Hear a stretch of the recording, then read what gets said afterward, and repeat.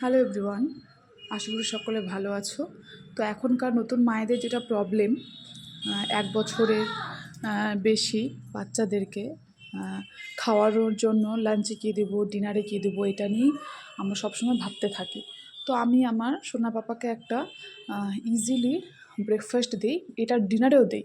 তো আমি এখানে একটা কড়াই নিয়ে নিয়েছি, তাতে আমি একটু হালকা রিফাইন অয়েল দিয়েছি।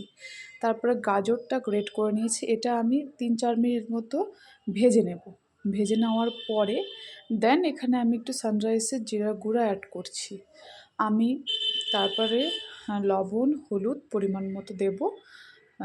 দেন এটা হালকা হালকা নাড়াচাড়া করে নিয়ে ওটসটাকে আমি আগে থেকেই ভালো মতো ধুয়ে রেখেছি।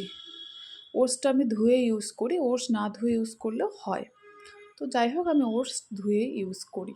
তারপরে ওটসটাকে আমি ভালোভাবে ধুয়ে নিয়ে সেটাকে জলটাকে আমি সোক করে তারপর আমি এখানে ওটসটাও অ্যাড করে দেবো গাজরের মধ্যে। ব্যাস ওই 10-15 মিনিট মতো সেদ্ধ হতে দেব গাজর প্লাস ওটসটাকে।